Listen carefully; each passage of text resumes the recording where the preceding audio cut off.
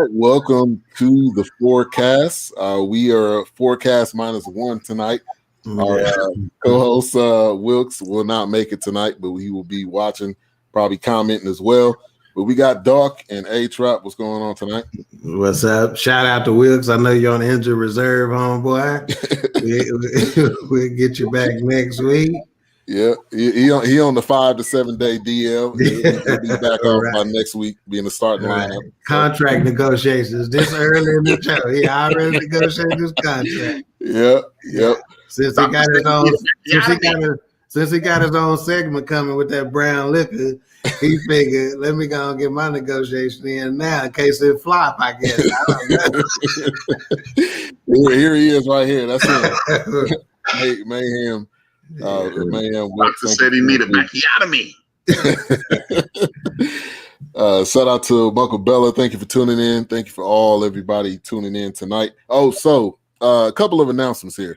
We got a new segment coming up. I'm not gonna say what it is because we can kick it off next week. Doc, we'll be kicking that off. And A-Trap is the official name pronouncer of the Fourcast from now on. Let me give a round of applause to that, so we can get some of y'all names right when we come in. And tonight's topic is bag chasers. You know, this is a very, very common term in hip hop. Anybody listen to rap music, 9 times out of 10 on their album, it's gonna be a song called "Chasing the Bag," or they're gonna say "Chasing the Bag," and the bag, you know, is money, obviously, and it becomes something that not only people in the rap game are focused on, but people just in life. And it goes about how you make your decisions, what you do to get the bag. So we got a few questions that we're going to go through and talk about. Let me fix my camera. But we got a few things we're going to talk about and touch on. But first off, let's get an overview. You know, we do this at the beginning, kind of give an overview of chasing the bag or bag chasers and what you guys think of that term. So, Doc, I'll go to you first. And this was kind of based off a conversation we had last week on the episode when we were reviewing Judas and the Black Messiah. So right, yeah. So obviously, as you mentioned, it's a very common term right now. You know, it's credit is given to the hip hop genre for basically, creating it or throwing it out there or making it, hip in pop culture, so to speak. And so seemingly everybody has kind of glommed on to it, and are, in my estimation, chasing the bag without necessarily knowing all the repercussions, So again, I think with these questions, it's going to give us the opportunity to dissect it pretty well. And we probably going to step on some feelings, here and there, which is why I think it's a good topic. And as I was preparing for this show, one of the things that I thought about was one of the good things about A-Trap show, the End of the Bench podcast. I've been checking it out the last couple of weeks or so, and it's been really good. And he said one thing on the show. He was like, "We're gonna disagree." He goes, and it's okay. He goes, it's all right to disagree. We got to get better at that, about disagreeing and not getting all in our feelings and whatnot. He said, the disagreeing is okay. Not having the dialogue ain't. We got to have a dialogue. We got to keep talking, and if a disagreement going to shut that talking down, then it's going to shut progress down. Right. Exactly. All right. A-Trap. First of all, thanks for the support, Ivan. I appreciate you tuning in. And yeah, man, this whole chasing the bag thing, you're right, man. Hip hop culture introduced it to the world, the term to the world, but it's basically it's a good and a bad thing to it, man. You can look at the good and say, hey, I'm chasing this money, I'm trying to get on top. The bad thing is, what are you willing to do to get the money? And then it's a thing in the middle. And that's what we're going to talk about tonight, that thing in the middle. And I remember hip hop. See, that's the beauty in hip hop. It's one of the beauties of hip hop, true classic hip hop. And I'm not knocking anybody else's resource of hip hop. I'm not gonna do that. But one of the reasons hip hop drew people like me and you in is because they were speaking to you about things that you could relate to, right? So with that being said, it takes me back to a guest on my show once. His name OC from a crew called DITC, Digging in the Crates crew. And his most popular song is this song it's this part when he says, we got to get paid so money can, he said, we all want to get paid so money connects. I'd rather be broke and have a whole lot of respect. It's the principle of it. And that's exactly what we're talking about tonight. Shout out to Vocal. Thank you for joining the show. Yes. And we already know Wilkes in the building. Much love, bro. Definitely. So for me, I kind of caught on to it because, you hear this stuff in music or you listen to stuff on the radio and you're like, okay, obviously the bag has got to be money.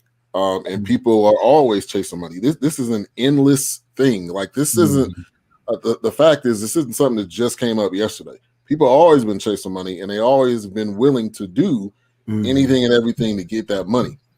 So when I kind of kept hearing this term, I'm like, okay, it's just another way of saying it differently, but it's the same thing.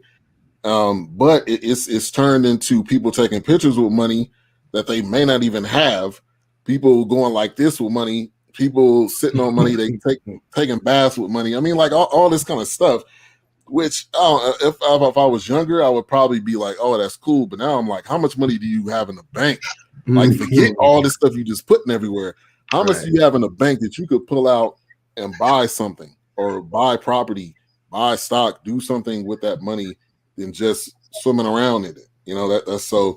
That's been my thing with it. So the first question to kick it off is, are you a bag chaser? And we pose that to everybody that's tuning in and listening, and we pose that to ourselves. And I think I'll answer it first. I think to a certain degree, yes, we are. You need money to do things. Like money rules everything around you. That's not just like a fake term, but you need money to live. You need money to eat. If you don't work, you don't eat. And without money, you cannot do some of the things you need to do.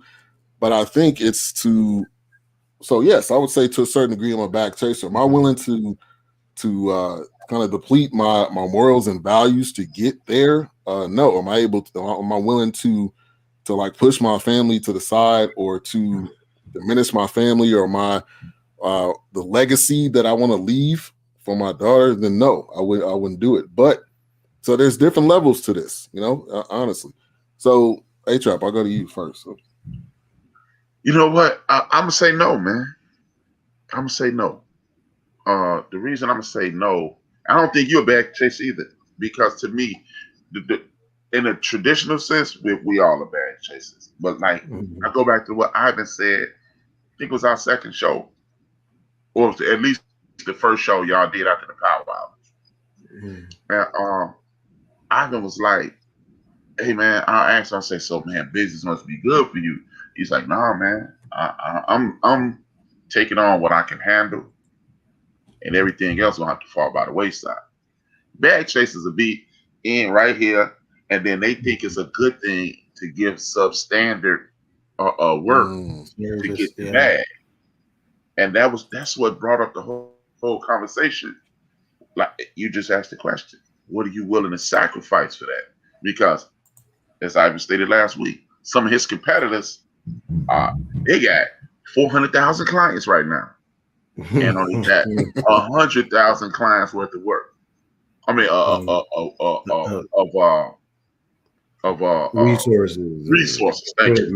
Resources. So I wouldn't consider me a bag chaser because, we do this podcast thing, and we could make more money off of it if we just get some of those people $100 and get 10,000 subscribers. I ain't willing to do that because I want 10,000 listeners. I don't want 10,000 subscribers. So I don't consider myself. Shout out to number one Chief Rocket Jersey, Brian Bill, for this network in the building. Yeah. That's a great point. All right, Doc, I'll go to you. And A-Trap kind of touched on it already with your business, but I'll take it to you to answer that. Yeah, and first of all, piggyback on A-Trap with the shout outs, Roma Drake Lewis, shout out. Other cat here. Let me scroll down. You messing it up. Yeah, I'm trying to do like Vernon Riggs. I can pronounce it, I just can't find it, right? Okay. So that's a good question. So already you both have answered it different. Are we bag chasers? And that's why that was going to be the crux of my answer, is that it depends on your perspective, right? As to how you define bag chasing. So I think you're both right? To a certain extent, being based on the true essence of the word. Yes, technically we are, and I think what we're going to get to is what differentiates one bag chaser from another, right? And we the kind of bag chasers that don't call ourselves bag chasers. You know what I'm saying? You don't have to, right? You don't have to self-identify. It's one of the things that I said, that as a man, if you got to demand respect, you ain't got it, man. Yeah. You follow what I'm saying? You can forget it. It's done. The second you have to say, you better respect me, you just lost it, man.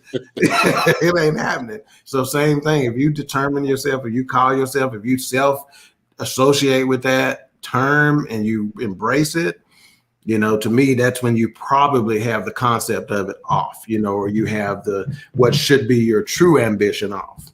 Yeah. And I think in today's time, it is easy to be a bag chaser, because it also could be you working 3 jobs and just to stack up money, or you working 3 jobs to save up for something. I mean, like there's like you're saying, there's so many different things to this, but I think at the end of the day, with the term and the way it's presented in music, it is you go out and you get the bag, but nobody ever talks about what are you doing with the bag. Nobody, that part is never included. It's always get the bag, and then okay, like what's next? I got it. Yeah. So yeah, and and money has so many different terms. I want to kind of bring this up too. If anybody listening to hip hop, moolah, green, cash, stash. I mean, all the different terms you can use. Right. Exactly.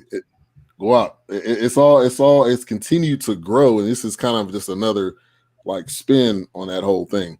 So those of you listening, drop in the comments. What's your thoughts on it? Do you consider yourself a bag chaser? Anybody else had anything they wanted to jump on with that first one? I'm with you, man. Like, what are you doing with it? And what are you just parroting things that you heard? Because a lot of things people say, I'm like, and I'm busy. I got a podcast. Okay, what is it about? I did it. A prime example was that term hustler. If you remember, what was that? Cassidy came out with that song, and everybody just started saying I'm a hustler. And it's like, a hustler of what? Like, what are you just saying that just because that's something you heard? Which I ain't gonna lie, I was saying it all the time. Like all I was doing was going to college. I mean, it's not like I'm not hustling anything. I ain't got no job. I ain't got no money. But I was saying I'm a hustler. Like, it's just, and we don't even know like what that means. Where he was saying it was probably different than the way I was saying it. And that's just like words. I mean, words like mean different things, to the different people. So, and that's the problem with society at large today, in my opinion. We just keep parroting things like these challenges. To throw a bucket of ice water on your challenge. The when they gonna have to get some good grade challenge, or not have your booty out challenge, or any of that stuff. I mean, you're right, man. It's just ridiculous. Man, I remember Wu-Tang came out. They had cream.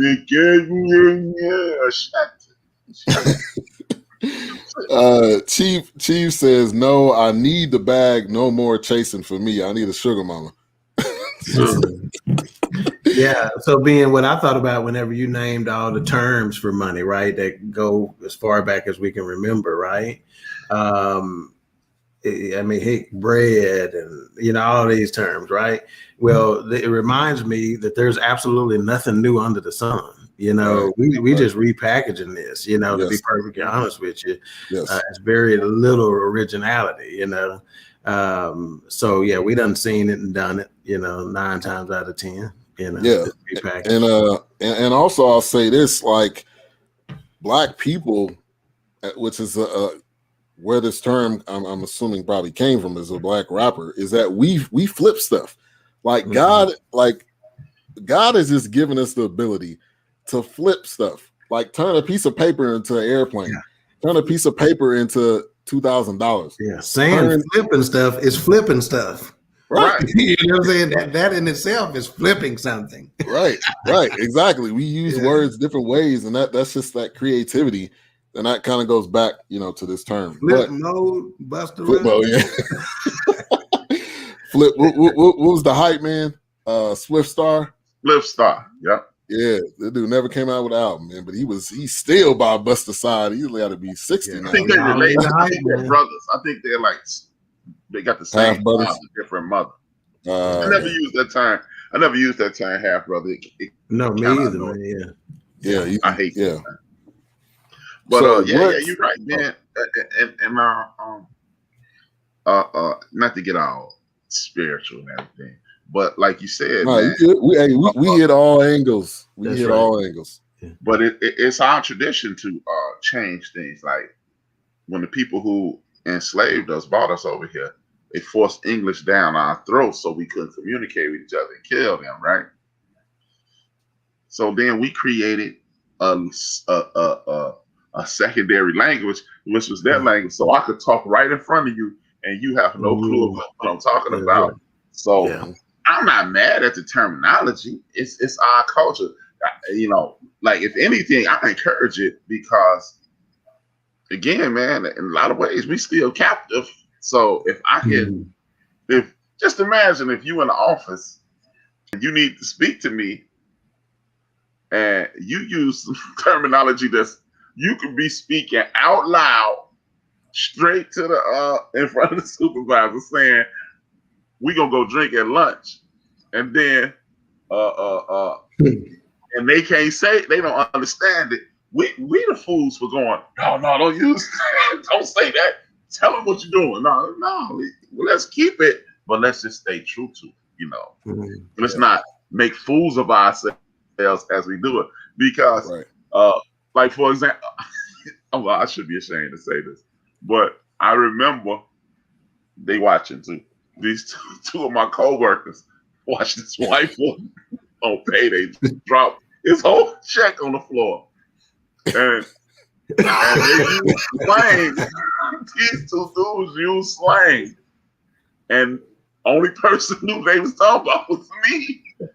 and I just kind of casually turned around, saw all this money on the floor, and all he said was, let's just say, all Fred said to John was, "Man, this poke is leaking." Your poke is your knot because it's poking out your hand. Leaking is obviously leaking out your pocket. I looked at the floor, and one of them came to my desk and talked to me, and the other one went and talked to him. He kind of kicked his money over to us. He reached back. He was like, "Hey, you tried to slide me a couple of dollars." I was like, nah, I believe in karma like old ladies believe in Jesus. I was like, no, I'm not gonna say anything. Ask me no questions. I'll tell you no lies. Right. And so it's a useful tool, is what I'm saying. But we don't, outside of the various activity, of course, we don't really use it, But hey, it's useful. These colloquialisms or slang or ebonics or gutter English or whatever you want to call it is useful if you can use it. Yeah, that's true.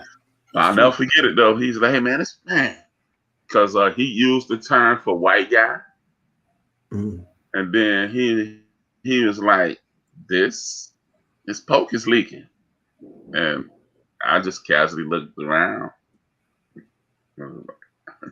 But I was going to, if I would have saw it first, I'd have said, "My man." But they had already started the caper, so I was like, forget. a funny example to piggyback off of that. This guy, I can't remember where we were. Me and my dad was somewhere, and somebody dropped $10, and so my dad immediately puts his foot on it, and I'm like, "Oh, well, we could keep walking," and he was like, "No, yeah, No, we just we hurt. can stand right here. We can stand right here for a minute." And then when the guy, whoever walks away, he looks down and picks up the $10, and I was like, "That's a smooth move right there."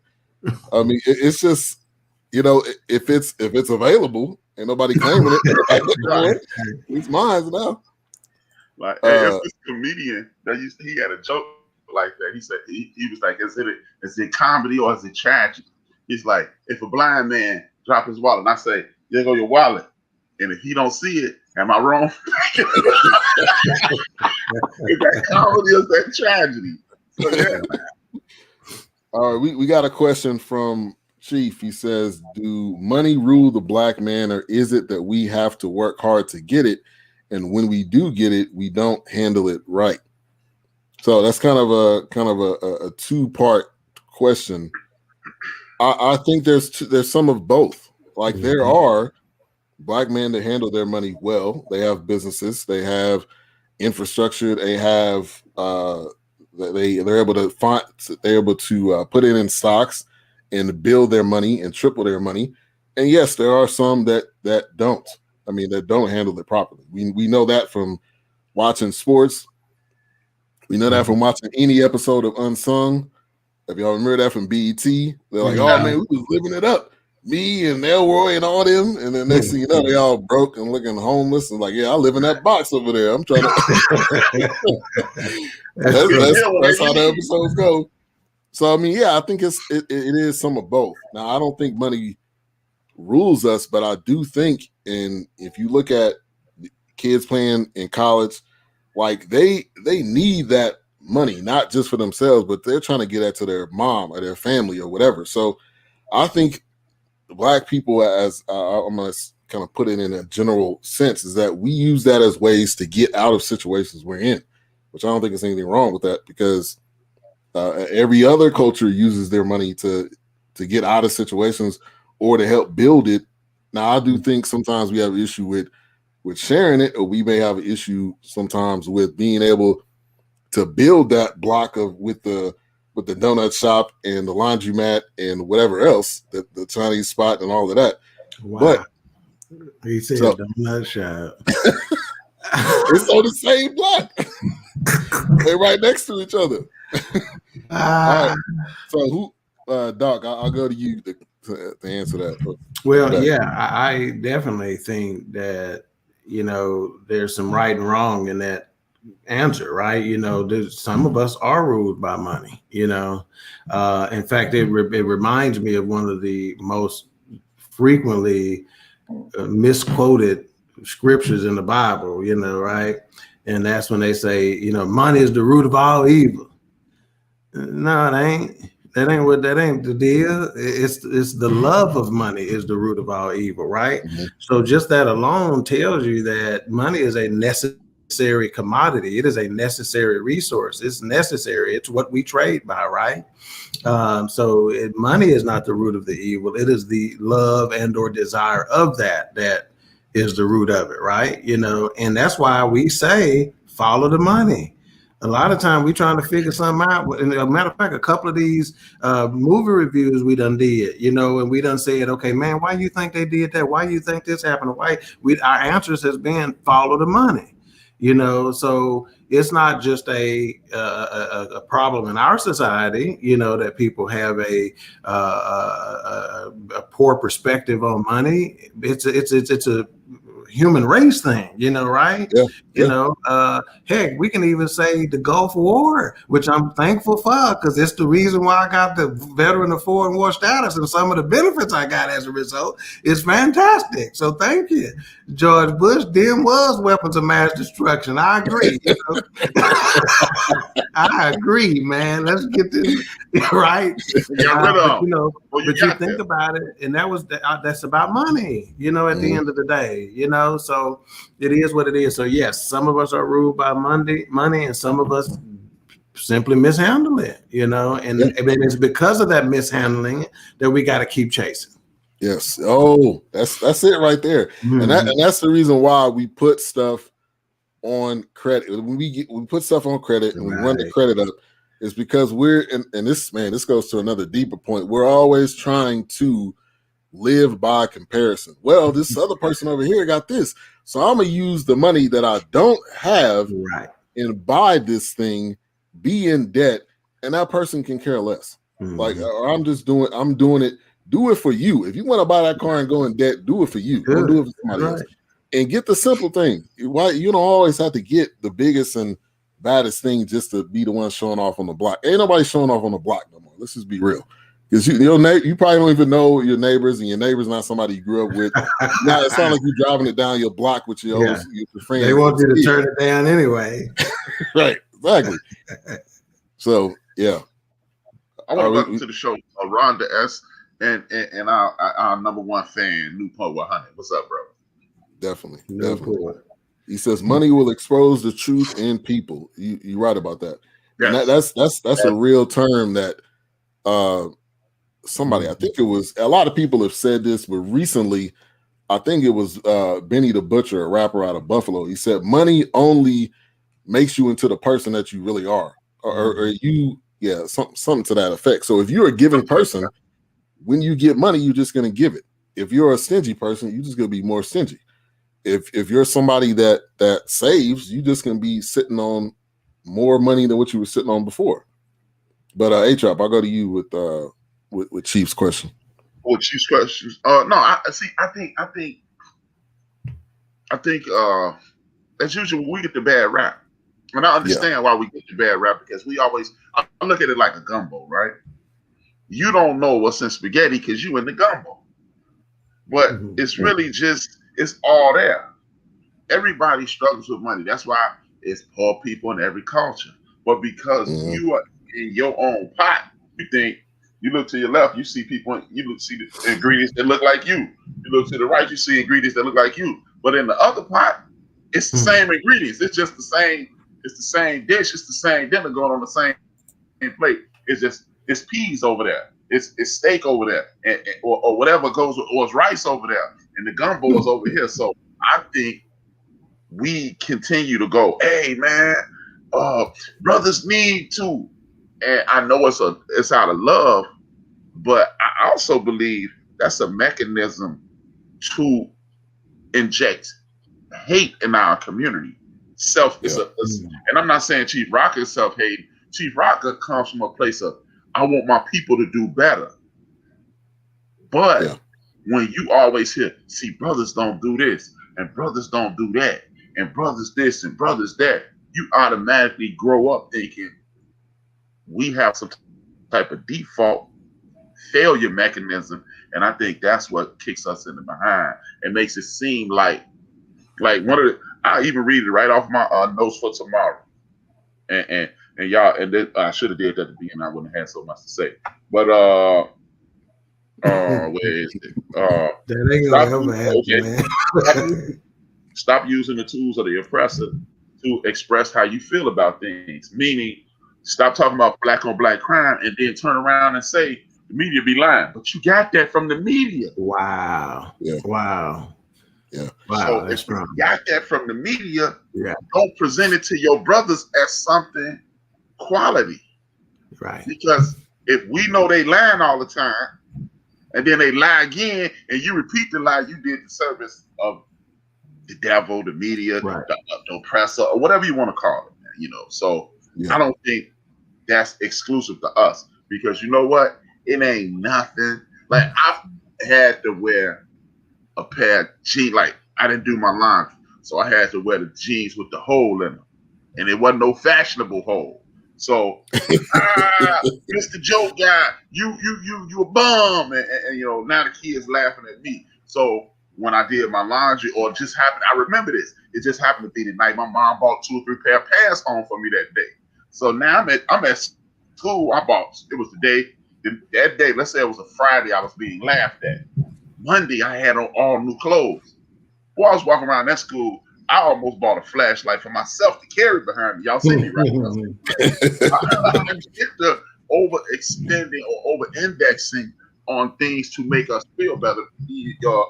Women call it shop therapy or retail. Yeah, that's it. No, that's it. That's it. That's it. So I get it. And so I ain't really mad, but y'all right. We gotta stop over indexing on things. And again, not to keep promoting my show on your show, man. But I'm gonna be talking about these things tomorrow. It's ironic. It just shows you how the universe always works. Shout out to Tree from Trade Natural. Good person, man. I need y'all to little sister, I need y'all to follow her on Facebook. She has a lot of natural products, beard things, hair things, even peace and blessing to her father. He Can she get this right? Cancer. Yeah. She got her head around here somewhere. She got this beard butter and she got this hair cream. Her dad is fighting cancer, and he was totally bald 2 weeks ago. He got a lot of hair on his head. So wow. Really? So check out. Hey, listen, help with that. My number is 214. Let me find that in my phone. Let me find that in my phone. I'm gonna show you the picture she sent me today. You know, we grew up together, so even when I wasn't sure about the end of the bench, she used to call me and encourage the hell out of me, man. So that's what's up. Good person. Yeah. You know, I mean, if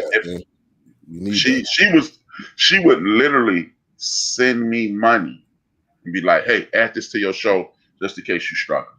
Wow, love it. Man, that's support right there. When we talk about support, it doesn't have to be $1 million. It don't have to be. It don't have to be big, man. It could be like an encouraging word. Somebody dropping you a cash app one day. I mean, that kind of stuff, man, goes a long way. Let me read this. I just sent you a picture in the group text of her dad. Let me read this about Rondi. She said, "That is very true. One of my mentors told me that years ago. The same person you are without money is the same person you are with money."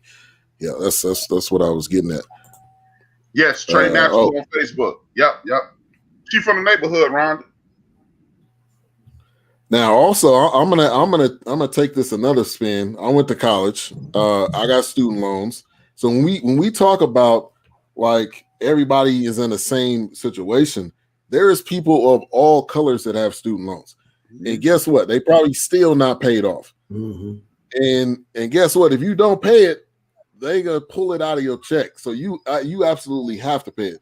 So when we talk about, let me help you. Oh. In the event that I used to be a student loan debt collector. Okay. Drop this money. They gonna probably come get me after I say this, but I'm gonna say it anyway. If you jacked up with your student loan, man, it takes 3 years with zero payment for you to go into default. So if you send them $1 and they cash it, you paid up that money. So do not go into hot. Do not stress yourself out. Do not pass out and die and all this. The student loan monster don't get me.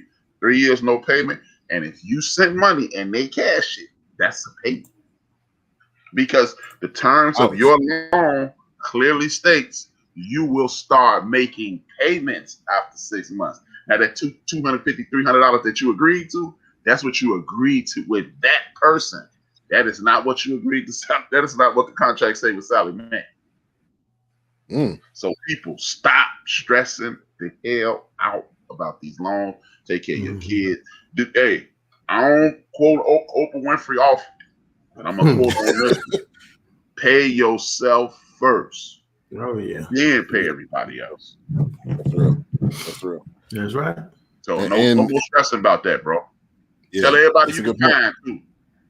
That's a good point. That's a good point. Marshawn Adams, I mean, I know him. We went to high school together. He said amen to that, y'all.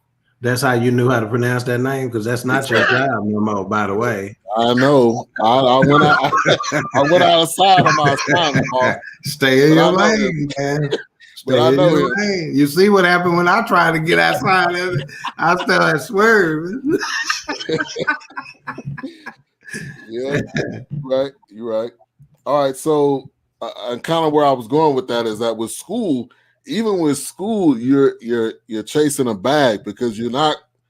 I mean, some people go to school, I guess, for fun. I didn't go for school for fun. I went to school for whatever the career was going to be after that. So that's even a part of chasing the bag. So, and some people get the bag and some people don't. Some people are working in their field that they went to school for, and some people are not. Like that's a whole other story. I don't know. I don't know one person working in the field that got a degree. Yeah, and I'm gonna say this. I'm gonna tell my daughter this too. You do not have to go to college. Okay, if there's a career that you have or want to do that it's a different route of going to it, or even going to community college. I look down on people going. I was like, oh, you going to community college? But if you go to that school, you get straight A's or whatever. You can even get a scholarship going to another school. So I mean, that's what you start to learn when you get older. But at that point, it's like you gotta now use that information and give it to the young people, because now it's too late for you.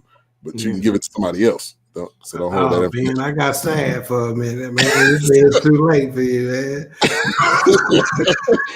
I'm not going back to school. School is when I go back to school. That's me when I'm dropping my daughter off. My sister is an educator, and that's one of the things we talk about often is how the education system needs to focus a little bit more on trades than everybody ain't meant for college, man. You know, I didn't go to college. I was an A and B student, mostly A's, by the way, when I was in high school, but I had no interest whatsoever in going to college, man. I was through with school by that point.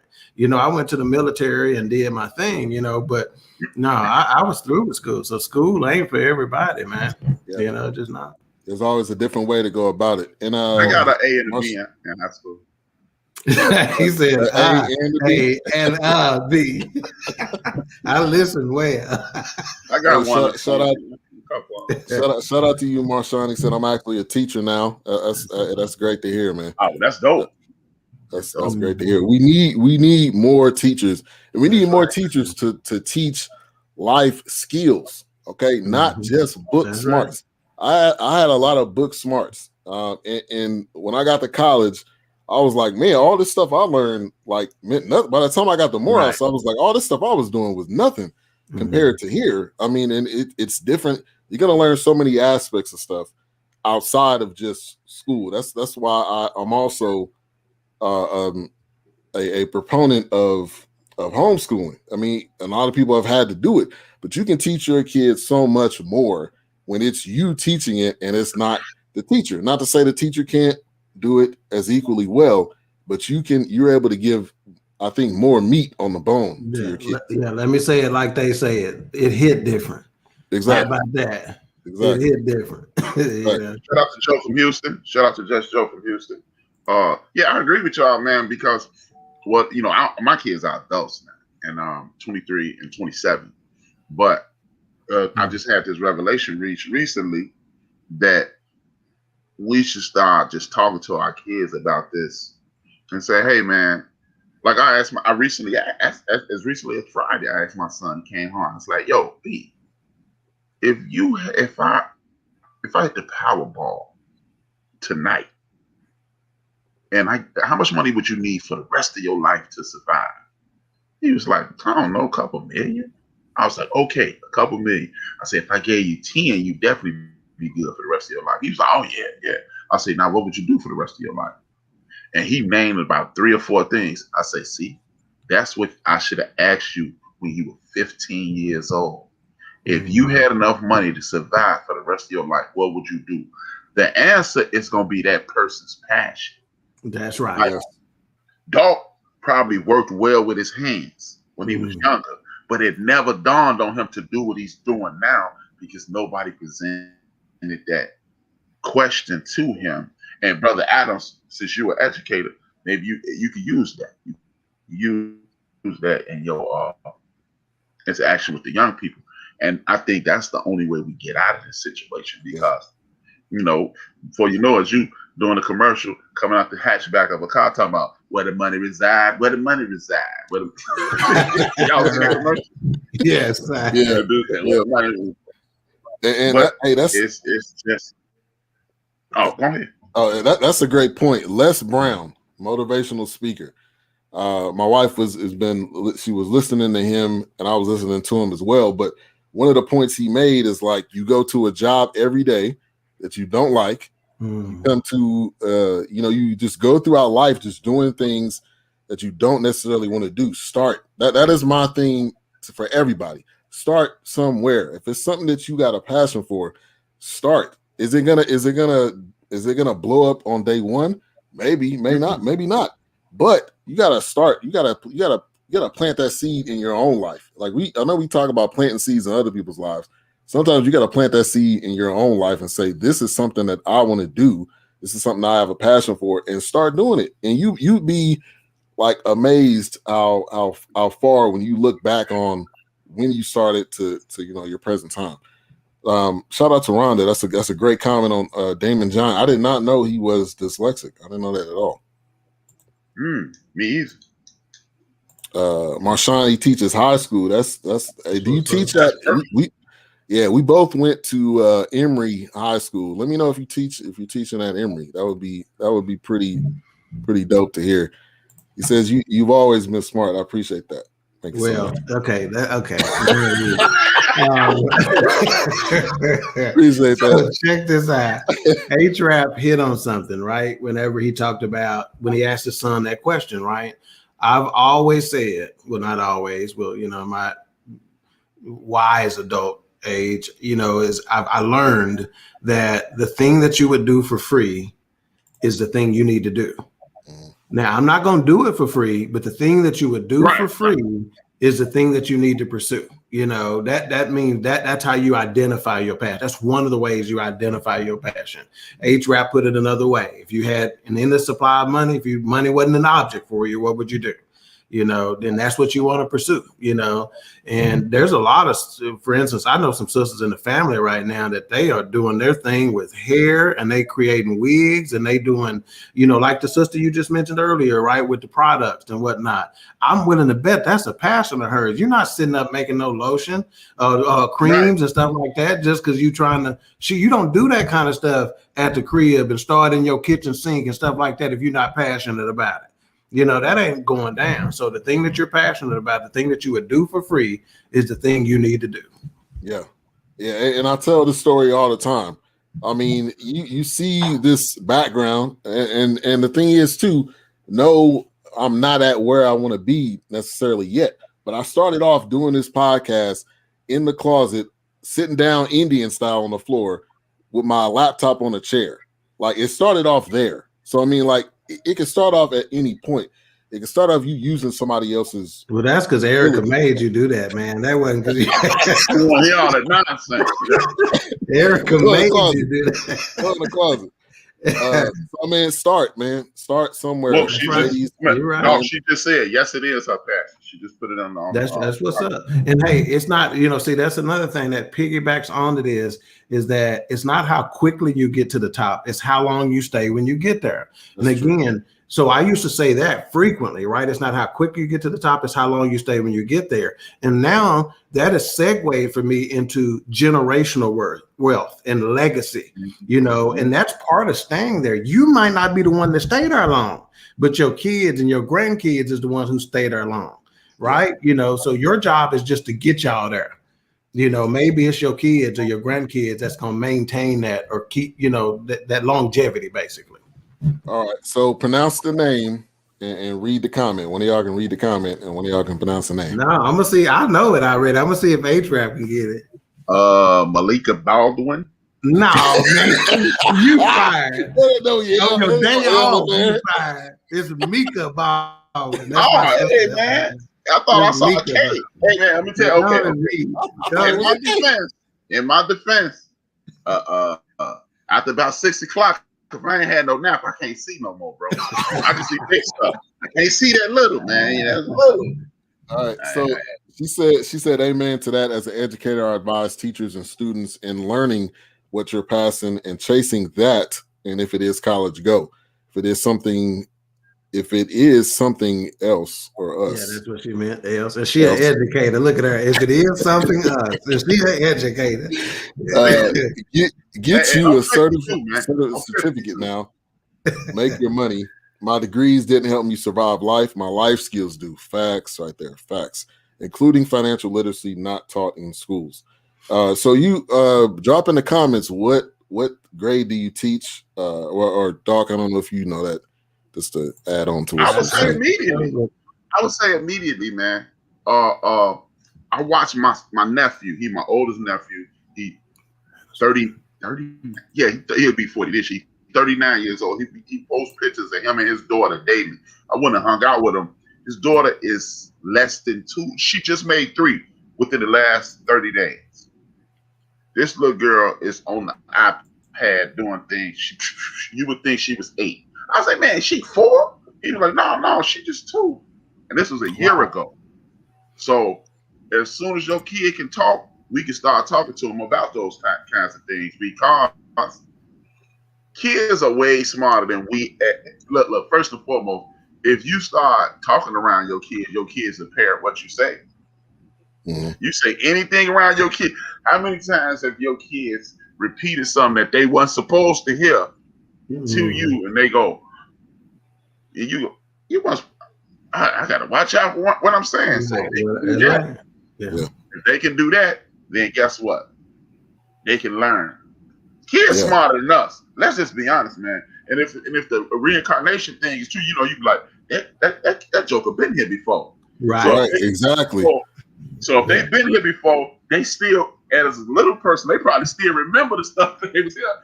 They just can't articulate it. So put some new stuff in there and let them get it. Because, hey, I can remember stuff from 5, 6 years old. My sister Phyllis would be like, yeah, you remember that? I'm like, yeah, I remember that.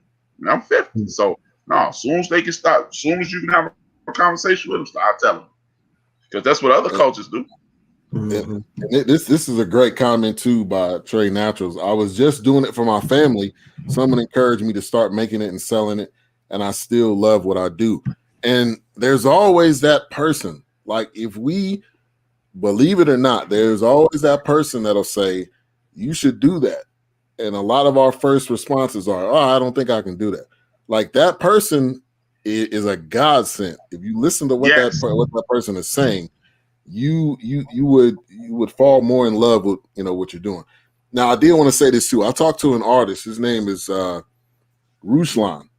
He's a hip hop artist, man. His YouTube channel is grown like crazy. He's an artist. He got his own label. I interviewed him one day, and he was like, "It's not even about like you were saying, Doc, trying to race to get to the front or trying to work extremely hard. Sometimes it's just longevity." He was like, I've been in this for so long, other people just dropped off. It's not even that I'm way better than them. It's just that I've been doing this for so long that other people just dropped off, and they they fall into the wayside, and I just keep going. So longevity is a real thing, and that, I think, that also speaks volumes into how long you're doing something and the work that you put in. That work is not done for nothing. That work you're putting in you will get results. Right. So let me just say this, just for the listeners. We had talked about some of the questions we were going to ask and answer, and what we're doing, we just kind of got into the answers without asking the question necessarily, but we are answering the questions, make no doubt about it, right? And so one of the big things for me about this topic was what you do with the money, right? Being you done said that a couple of times. Well, Trey Naturals made a comment. She talked about her daughter. My daughter loves to draw since she was like 5, and she knows the type of pens and pencils she needs. She's like, I need a fine tip XH500. I'm like, how you know? You like 5, right? Well, see, that kind of stuff right there, the reason, the secret to my success is because I want to get her daughter a set of pens and pencils or whatever she needs, right? I want to like kick her down some money and say, go buy her something for that. I want to pour into her gift, right? I want to pour into her passion, right? And for me, okay, so HRAP mentions a lot of times, he'll talk about the ancestors. So from a spiritual perspective, whether it's ancestors, whether it's, God, whether it's whatever it is for you on a spiritual level, karma, whatever it is, I like to give. And that is the secret of my success. So that's what I do with my bag. I give. And everybody who knows me will tell you, no, that dude gonna give. If it's something that come up, he gonna give. And the way I look at it is, if you're so busy holding on to what you have, your hands aren't open enough to receive what you speak on it, brother. You understand what I'm saying? So you got to give it, in order to give it. So it's just like this for me. And that's why I decided to search. It's going to keep coming because I'm keep giving it, So whoever, H-Rap Trade Naturals is your homegirl, hook me up with her. I need a cash app, the 5-year-old some money. That's happening. Yeah. Hey, but you know what, though? It ain't even me with the spiritual thing. When, we spend a lot of time, and no disrespect to anybody that goes to church, we spend a lot of time going attending church. Right. And not listening and comprehending it. That's you right. You hit through the Bible time and time again, people praying to the God of Abraham. So I'm using my ancestor to send me a blessing. Wow. So it ain't me. Wow. We gotta stop listening to respond. It's not listening to understand. And that's right. No. Say that. Don't go past that too soon. Say that again. This is for somebody. We got to stop listening. Why? Say that again. Stop listening to respond and start listening to understand. That's right. And guess what? Right before, I like to look at the funny stuff on Instagram. I really just discovered the little search thing, and you get a whole stream of foolishness, right? I messed around and bumped into this lady. And I was like, okay, her hair all crazy. She got to be saying something funny. And she said, I'm really believing, again, this is the ancestors working even within this show. Last thing I heard her say was, don't hold on to the money. Make it a cycle. Put it out there. Let it circulate back to you. What was the next thing you said on the show? That's exactly what you said. Again, the ancestors, like the God of Abraham thing, it's working in in circles. Yeah. Hey, Chief Rocker, that's my sister right there, man. Mika, that you talking about. Yeah. So she been mentioned in her comments that she's in administration. So actually what she's doing is she's teaching the teachers, so she sees that they not instructing properly or to in a way that's going to get the most out of the kids. She pulling coattails. Hey, come on. We need to give it like this. We need to give it like that, And shout out to my sister as well. She's in Atlanta. She's going into that type of role. Like what Mika's doing. She also has a foundation called Awaken Our Youth, which is like awakening the youth, but also the parents to let your kids create. That's right. Don't underestimate who they are. Don't underestimate who they are. That's why that 2-year-old can do that iPad. Right. They got more greatness in them than you can imagine. Mm-hmm. Yeah. That's why I want to pour into that 5-year-old. That 5-year-old might be the next Picasso. We're gonna call him Picasso. She put the cash up in the comments. Can you see it? She put the cash up. Okay, gotcha. Hey, we'll go ahead and put it up there. She'll send it to me, dog. No, that's all right. I got it. I'll see you. Okay. But I'm saying if people want to give, we got the giving hotline right now. Come on. If anybody else wants to give, man, let's give. And this show is amazing, man. The way that we go with things. Trade Natural says, I was using empty containers out of my house and then gradually evolved into finding containers, pricing labels, bags. It's a slow process. Yeah, it's a slow grind sometimes. That word grind is used often. And we could even do 9 hours on that. But like, what are you grinding for? What is the grind? What is the why behind your grind? What is the grind? What are you going towards? Or are you just like you just digging a concrete hole? Like, you're not going anywhere with a shovel. So, right. All you doing is getting tired. So check this out, fellas. So check this out. So what's funny, okay, is somebody who, I give to, like I said, I'm a giver, right? That's my thing. When they say, is it better to give than to receive? I'm all over that. I believe that so wholeheartedly, it's not even funny, right? I get much more out of giving than I do receiving. So somebody who I've been a blessing to over an extended period of time actually sent me $50 for lunch today. Now where the hell I'm gonna eat for $50? But anyway, she sent me $50 for lunch, right? And I knew as soon as I got that money, I'm like, I got to find somebody to get it. I just left it in my Cash App. I didn't do anything with it. I said, the Lord gonna give me something to do with it, right? So I just sent that money over to Trade Naturals. So Trade Naturals at first, I was just gonna support your 5-year-old because kids, do that to me, man. I want to help them, and want to encourage them to do what they want to do. So you put 25 on your Trade Natural stuff and put 25 on the 5-year-old stuff. And that's, as far as I'm concerned, giving, the law of attraction. Matter of fact, I need to read that one show, the law of attraction on that giving stuff. You get in what you put out, man. It's as simple as that. Whatever kind of energies you putting out, and if that's a giving energy, and if that's a forgiving energy, you getting that back, And I think actually, if y'all will give me just a moment, that when I was preparing for this show and I was just thinking, right, there's something that came to me, and I actually posted it on Facebook. I said, you're not going to get what you've been waiting for unless you forget about you. Let me say it for the intellectuals, the spirituals, and the intelligent. You will not receive what you've longed for unless you die to self.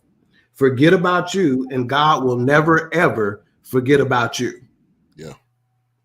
And so it's the giving for me. Yeah. And I got this dude coming on my show soon. His name is Randall King. He was on Roland Martin's show. Him and Roland Martin got into it pretty tough because he made a statement. We got to stop waiting on the government and do for ourselves.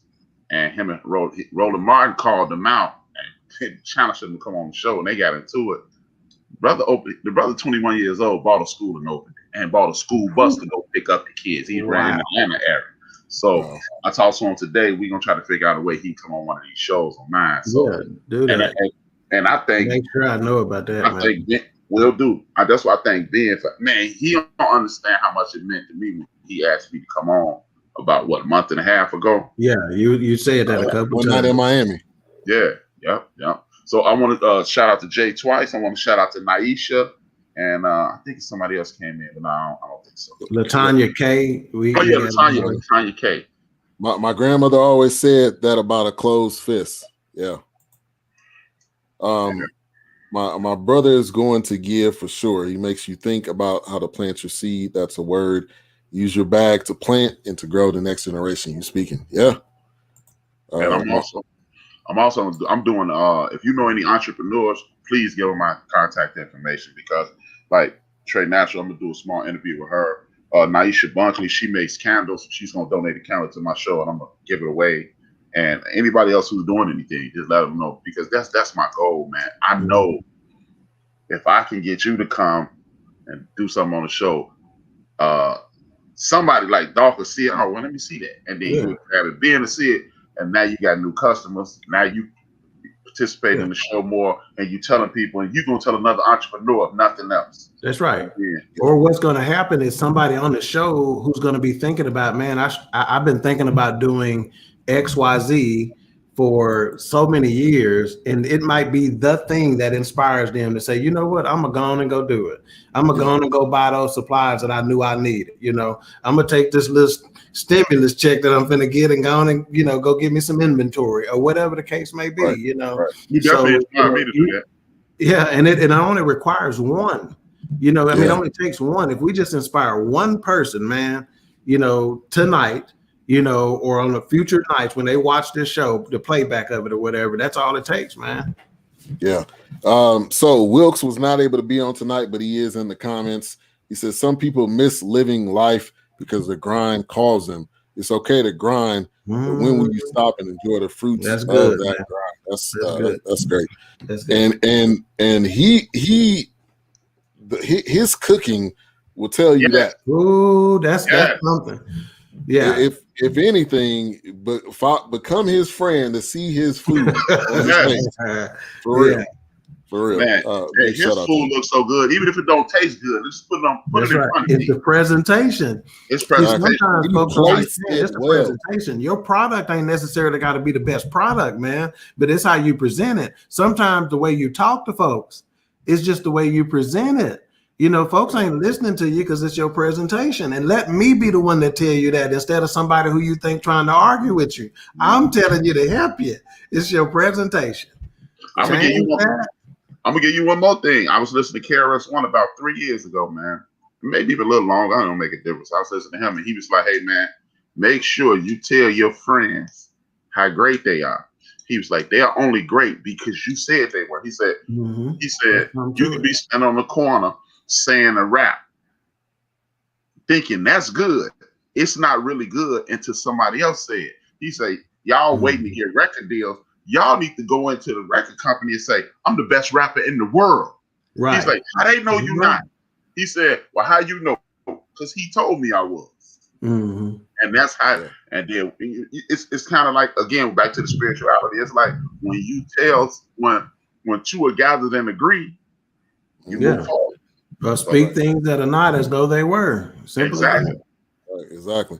I've had so many people call me, and that's how me and Doc was talking about his future podcast. You know, you got to talk about that one day. But like people like, how do I do this? Like, and I'm like, I'll just simplify it. Like, this is it's easy. It's just you. Like, I try to dumb it down. It's you and a mic. That's it. Like, forget all this other stuff, intros and all that stuff. It's you and a mic and your thoughts. That is it. And a computer or a laptop, you can even do it from your phone. Like it's made so easy now that it's not difficult. But I think we get so I think somebody mentioned this earlier. We get so like caught up in actually going out and doing it that we talk ourselves out of it. Yeah, we like talk ourselves out of it. But that's you're right. We own something. We get like we're all getting older. Okay, that's just a fact. And there's only so much time. There's only so much time that you have. So whatever that is, man, we're on this show for you guys tonight. Like whatever it is, tap into it. Take little steps, man. Take little steps. I'm serious. No, you own it, man. You own it. Shout out to Raider Kev. All right, my bad. I did it again. These people I know already, so I can't mess theirs up. The greatest, D Great. Thank you for tuning in. He's out of South Central. He does a great podcast, music. Justin Caraway, Kinfolk popped on too. Appreciate you for listening. He in every week, I think, too. He is. We're gonna have to give away a listener at a month or something, man. Because this support, we got to give the support back. You better do it for next month because Big Illinois got this month locked down already. So.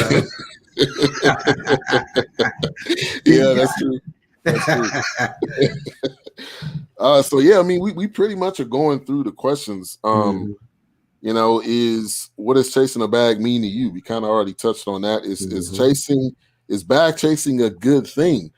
I think we can maybe tap into this a little bit further. I think there's to what level and what are you willing to give up to get the bag?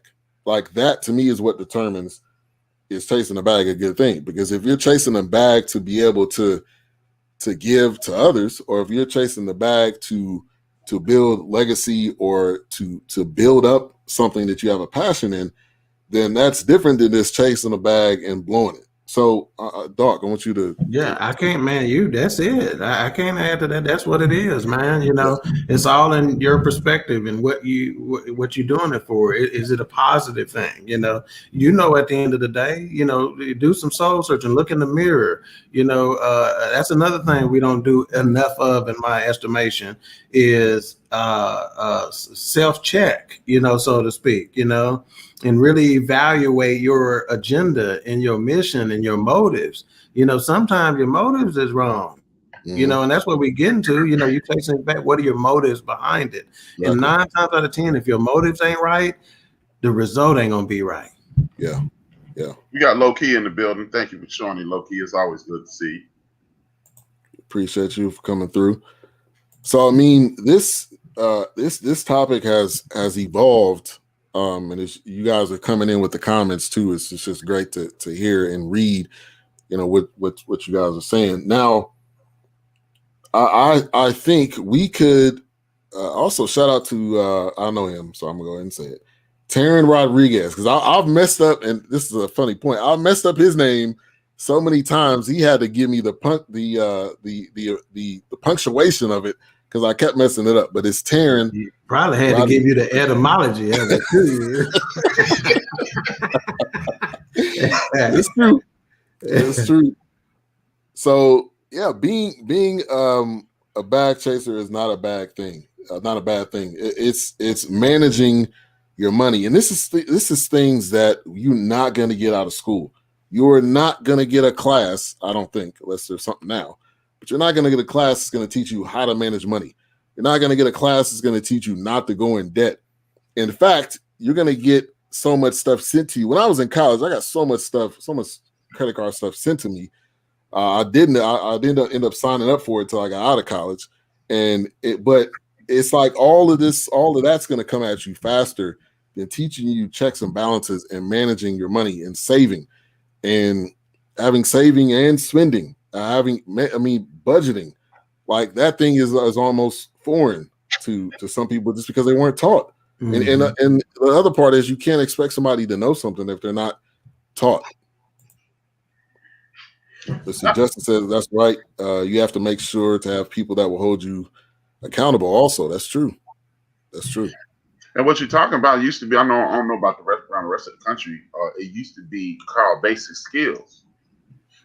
You had to pass a basic skills test to get out of my elementary school. You were not going to high school if you didn't pass that basic skills class. So, and then when people hear me speak like this, it makes them think that I'm some type of conspiracy theorist, which on a low level I am. But we know. But you can clearly see that the powers that be don't want the working class to achieve anything. And again, I'm gonna speak on this about our community tomorrow, about how we get some of the things that we want. But you're not being taught this. And at the end of the day, man, like me, my mother was a teenage mom, 16, 17. My sister was like 11 months apart. She got married to a dude who wasn't a good dude. Wasn't no abuse or anything, but she's like, I'm out of here, man. And then, she met my dad. They we got a blended family. 4 months before I'm born, he dead. So my mom did a great job. Now I can honestly say my mom prepared me for everything in life, including her death. My mother started speaking to me about preparing for her death at 12. Wow. And it wasn't morbid or anything. She was telling me from right. an emotional standpoint. She was like, look, man, she pulled me and my sisters in the room and was like, hey, the worst thing, because my grandmother had died 7 years before her mom. She's like, worst thing in the world that can happen to you is your parents die. So don't think you're going to get over this in a few months, and do not put me in the ground. Use that money to go on a vacation and relax your mind for a couple of weeks. If your job will allow you some time off, take that time and go to the Bahamas and lay down for a little while. She was talking about stuff like that then. Wow. But now I'm living in the hood. So how many people, mom was a teenage mom. My sister was born May 25th, 1964, April 29th, 1965, and then another kid in 1970 who can work their way through school and still had the wherewithal, lose both parents in the 70s. Wow. And had the wherewithal to sit their kids down to do this. And then she was running the Department of Child Support Enforcement here. So that's an anomaly. That's not everybody. So a lot of us don't know, like later on in life, me and my mom called me to our house, 32. I'm thinking I'm about to do some labor. She said, I want you to go to this place with me. And I said, all right. We go sit down in this classroom, and it's a class. What you don't know, you don't know. Wow. So how many people get that opportunity? So it's a lot of times we'll scold somebody or look down at somebody or dismiss them because they act, you should know better. But it ain't nothing saying you know better. Right. You're right, man. There's nothing saying you don't know better. There's nothing in the world that can say you don't know nothing. You don't know, and you don't know you don't know. Mm-hmm. So, yeah, man, we and that's why I want that brother on my show, because just the simple things about credit. Like what the brother and Winter Soldier and the Falcon said: either you early or you late. Ain't no on time. That's right. Yeah. One of my big philosophies. Yeah. So it's little things like that that leads to gang banging, that leads to alcoholism, that leads to drug abuse, that leads to dropping out of school. Dude, if I had any inkling that I could drop out of school and still live without my mom killing me, I would have. Because I was sitting in class like, I watched my mama pay these bills every month. At no point did she use 3.14 equals pi. Why are you Yeah. And then you teach me all this history, and I'm not there. So I'm way now. But I get to Miss Dow class in 6th grade. She pulled out a book this thick. It was Africa, brother. I read. She thought I was just paying attention to her, and I was getting good grades. Lady, this got something to do with me. And even at 11 years old, I was like, I went through that Africa book. It was a book that she taught out of for the whole school year. By the time we got our first grades, I had read that whole book. I'm in class sounding like the smartest kid in the class. I literally, as a matter of fact, that class, that's when I academically stopped paying attention. Because one of my buddies, you dumb down to your friends. Right. Yeah. Your surroundings. Scott Coleman said, you should have been acting like you funny. I'm the smart. Instead of being funny, I was acting. What you mean acting? You're not smart.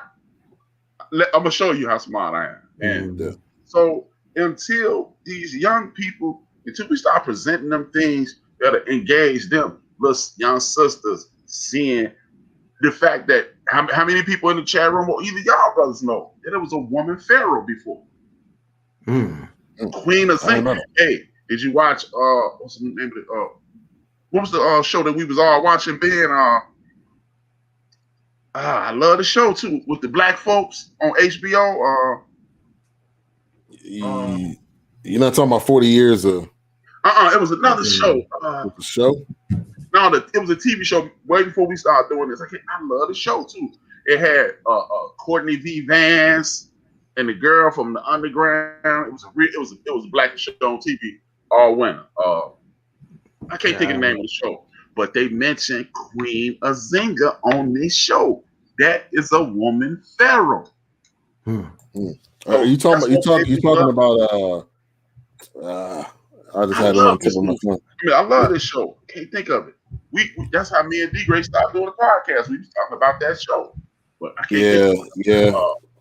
It's on the tip of my tongue. I'm Lovecraft Country. Yeah, Lovecraft Country. And like you see this one lady ride past on a motorcycle. That's the first black woman to ride cross country on a motorcycle. It was so much. That's why I was engaged. Because thank you, Ron, the Lovecraft Country. Ron said it too. So that's another reason our kids don't be engaged. Because my niece is she's my great niece. My niece is on my show Saturday. I did a woman's forum on parenting. And she was telling me, she was saying how my niece is saying what I was saying in 1981. Like, what do I need this for? Because a lot of these educators, they don't look like us, so they're not catering to our needs. Like Adams and your sister, God bless you. Because every time I see a sister and a brother, especially a brother teaching, it's awesome. Yeah. It's awesome because I know they gonna make the kids right. And it ain't I hate the black folks thing. It's I don't know. And again, I'm talking about something along these lines tomorrow about the George Floyd case. The fact I'm gonna be quiet. The fact that it's a white prosecutor. He can't explain why Big George was acting like that. You need a black prosecutor right there. Because then he can explain, he can articulate why when you black and the police start approaching you and you ain't done nothing and you got a background, anxiety is this high. Yeah. You on alert. You thinking your life is in danger. But a white man can't articulate that. So again, we have to have the Mikas and the brother Adams we should say it's LaShawn.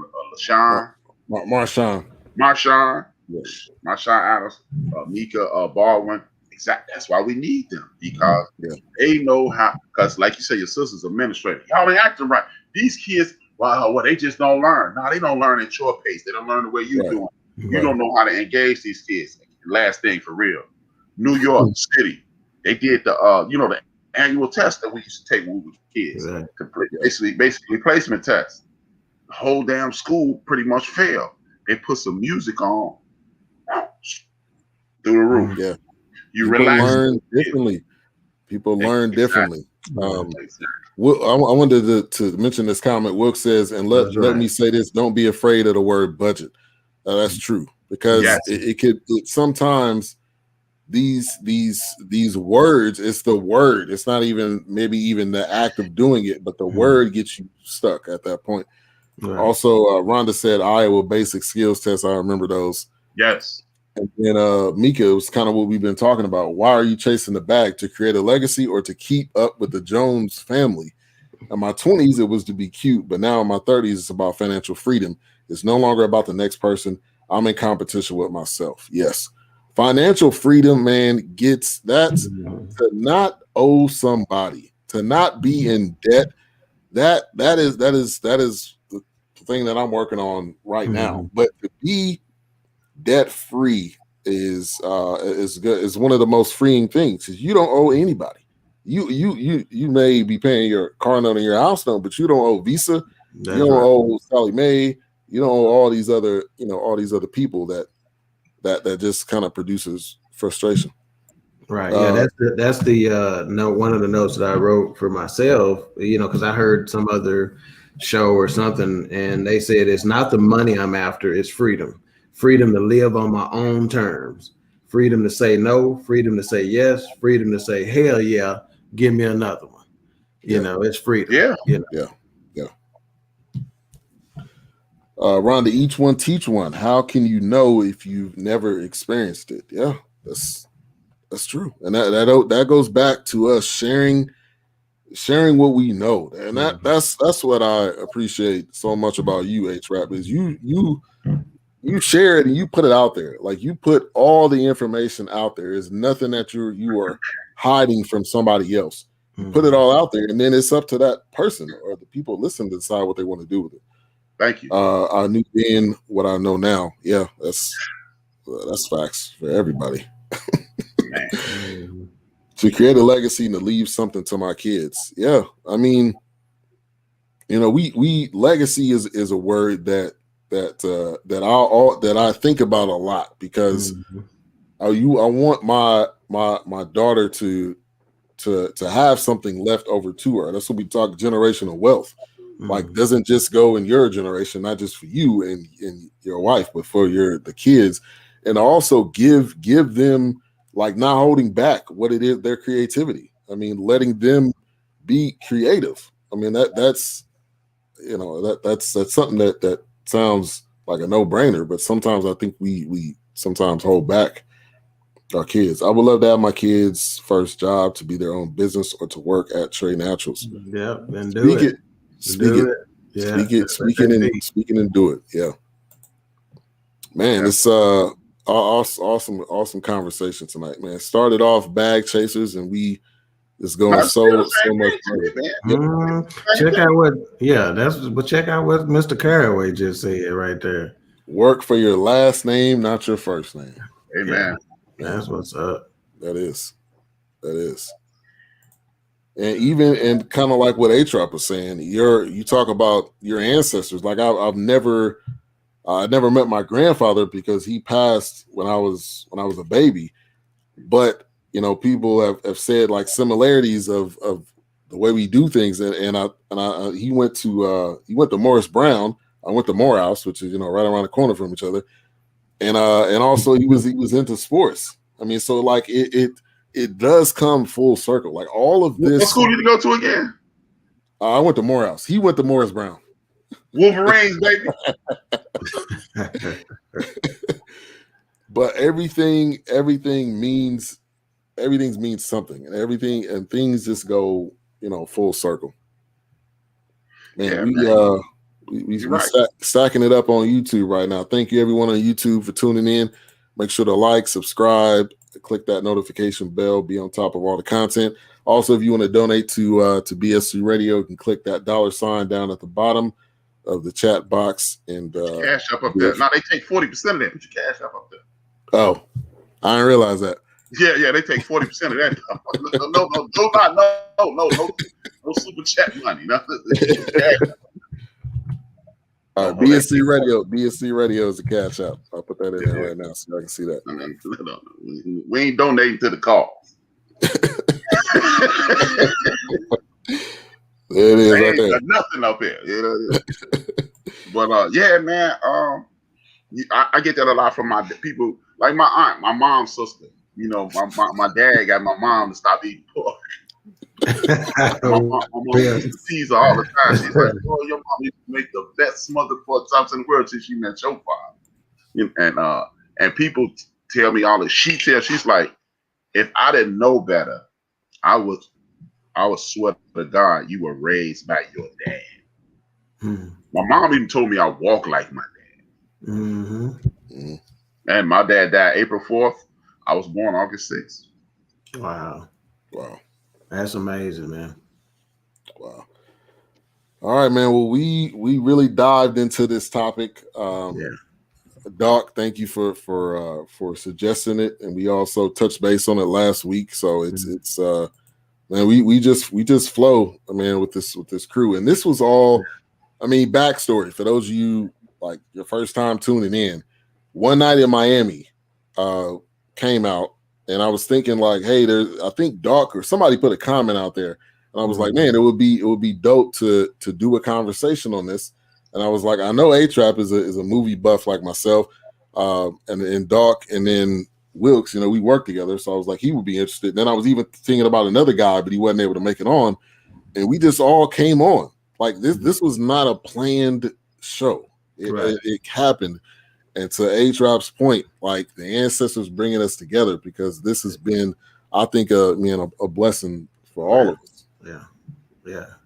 Chemistry, energy, you know, all organic. Yeah.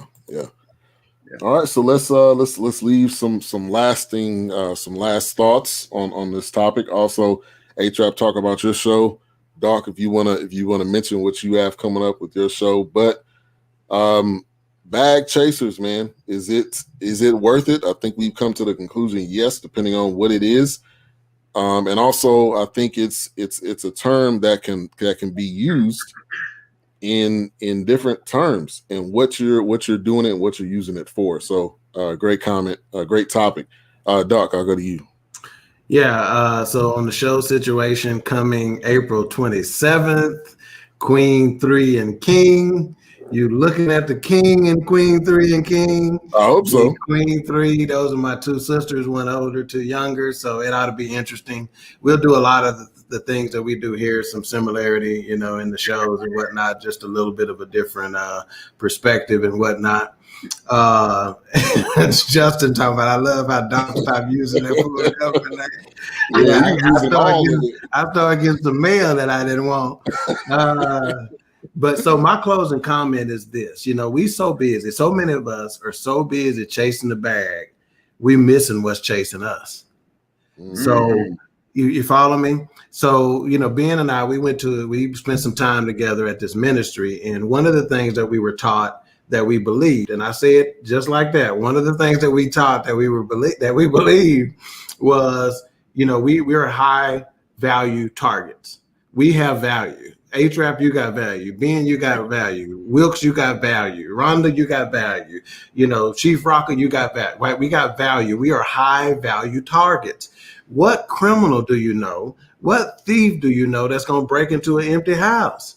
They're not. They're going to break into a house that's got some value. So we got targets on our back. So those entities, those forces, those people, those places, those things that are after us to kill our groove, to kill our vibe, you know, to kill our zone or whatever the case may be.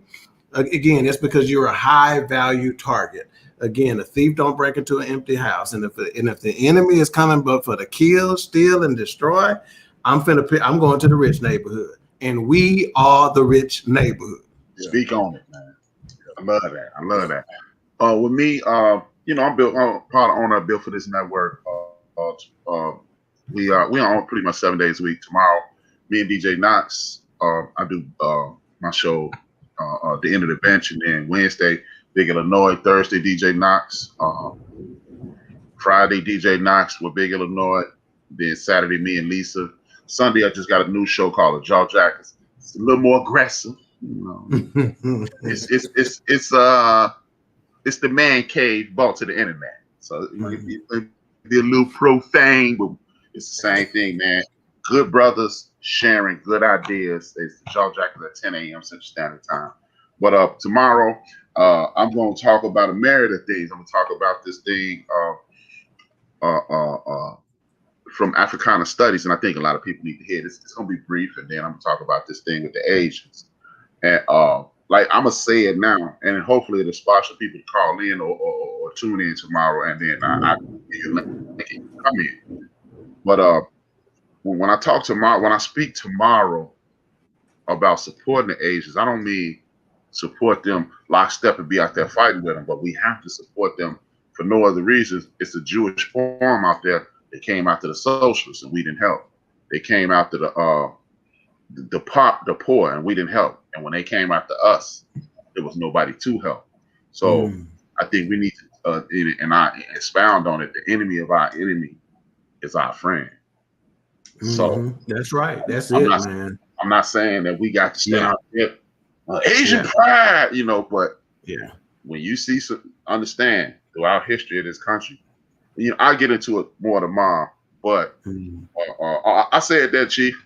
I didn't say you Thursday, but Thursday be on, Chief Rock will be on Thursday as well. Thursday mornings, Monday and Thursday morning.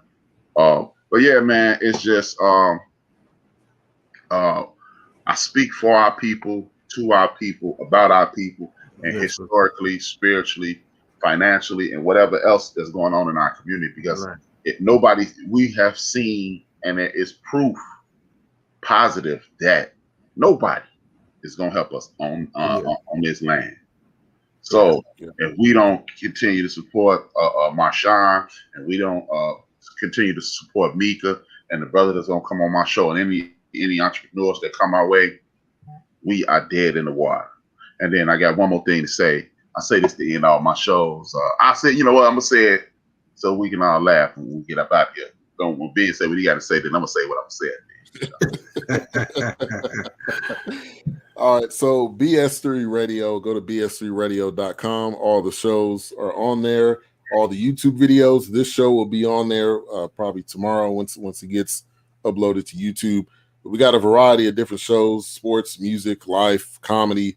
My parents have a podcast that they do talking about, a variety of things. I'm so proud of them, and I've been working on them for a while, and they finally went and did it, and it's great what they're doing. But just support BS3 Radio. Continue to tune into this show. On Wednesday, I'm gonna have a conversation with my uncle. He's a lawyer about the Deshaun Watson situation. A lot of details we're gonna get into the legal aspect of it. I'm probably gonna have a disclaimer at the beginning of it, so you might want to tune in from the beginning because he can get a little off the handle sometime. But shout out to my uncle; he'll be on. We'll do that Wednesday. Saturday we'll be doing a show on March Madness, so probably I think we'll be at the Sweet 16 at that point. So we'll be talking about that, kind of recapping. So anybody that wants to join in, talk about your bracket's probably busted already. Busted and disgusted. So Saturday we'll be doing that at 9. I didn't do one, but mine wouldn't be. Because remember, I told you 2 years ago, within the next 3 to 5 years, these little schools are gonna start beating these older big schools down. Loyola Chicago, and then the other one, Oral Roberts. Hey, that kid from Oral Roberts, I can't remember his name, but man, he's balling out. So that'll be on Saturday, but bscradio.com, you can check out all the content. All right, A-Trap. I always say this at the end of my shows. You live your dreams, a man up, a woman. Dream your dreams, then man up, and woman up, and live your dreams. Because life without dreams flows in black and white, and life with dreams flows in technicolor, surround sound.